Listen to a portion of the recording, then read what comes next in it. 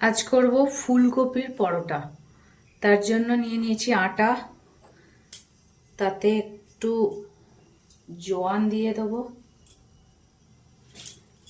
অল্প একটু নুন দিয়ে দেবো,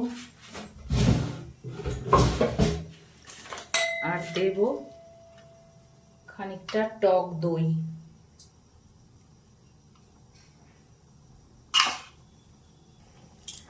টক দই দিয়ে মাখা হয়ে গেছে, ঠিক এরকম ঝুরঝুরে হয়ে যাবে। তারপরে জল দিয়ে আটাটাকে মেখে নেব। আটা মাখা হয়ে গেছে, এবার চাপা দিয়ে রেখে দেবো। অন্যদিকে ফুলকপি নিয়ে নিয়েছি। ফুলকপির টুকরোগুলোকে ভালো করে ধুয়ে নিয়েছি, একটু গরম জলে ভিজিয়ে রেখেছিলাম। তারপরে ভালো করে ধুয়ে এবার গ্রেট করে নেব।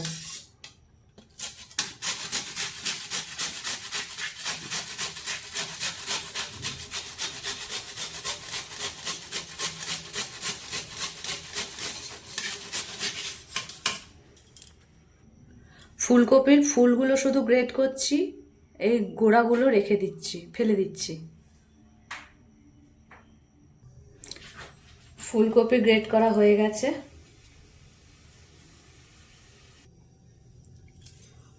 কড়াই গরম হয়ে গেছে, কড়াইতে এবার তেল দিলাম।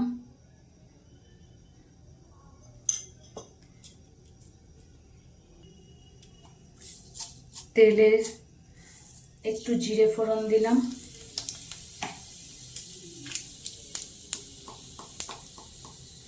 হিং দিলাম, আর কাঁচা লঙ্কা আদা থেতো করে দিয়ে দিলাম।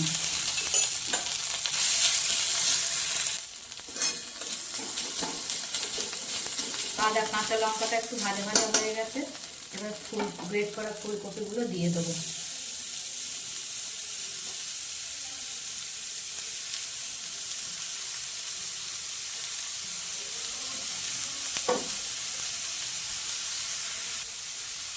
এবার সামান্য পরিমাণ মতো নুন দেব,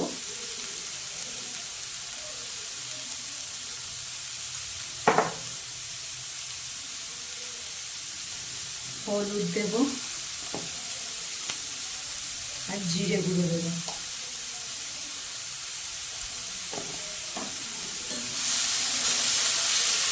এবার এটা ভালো করে কষবো।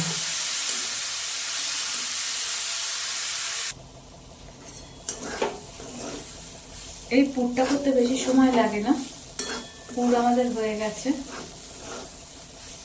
এরকম একটু শুকনো শুকনো হলে, মানে নরম হয়ে এলে হয়ে গেছে। আমাদের ফুলকপিগুলো নরম হয়ে গেছে, এটা বন্ধ করে দিচ্ছি। এবার এটা ঠান্ডা হলে পরোটাগুলো করব। আটা থেকে লেচি করা হয়ে গেছে, এবার পুর ভরে নেব।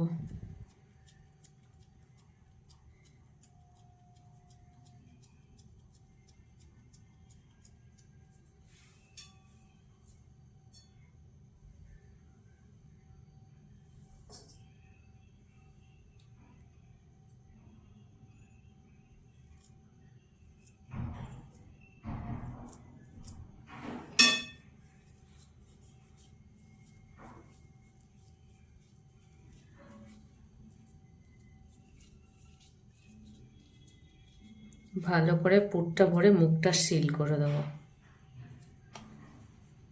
হয়ে গেল আমাদের পুর ভরা। এইভাবে সব কটা লেচিতে পুর ভরে নিই।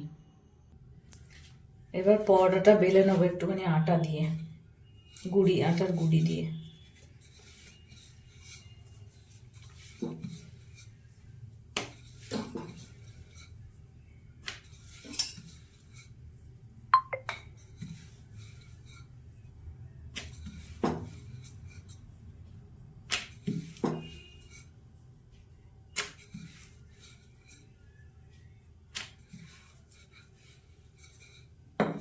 বেলা হয়ে গেল, এবার পরোটা সেঁকে নেব।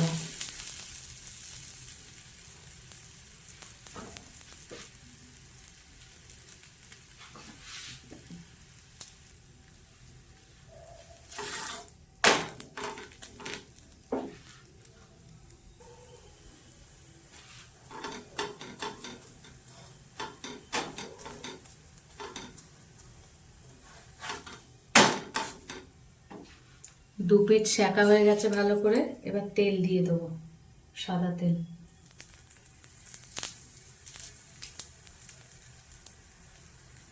এটা ঘিতেও ভাজা যায়, আমি তেলে ভাজলাম।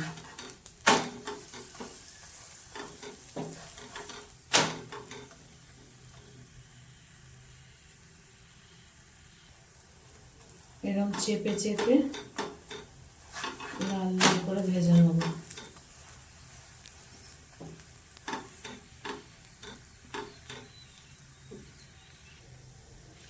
এরকম লাল লাল করে ভাজা হয়ে গেছে, এবার তুলে নেব।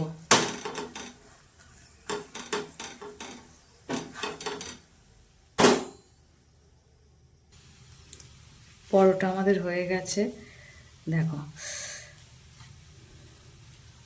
পুর ভর্তি।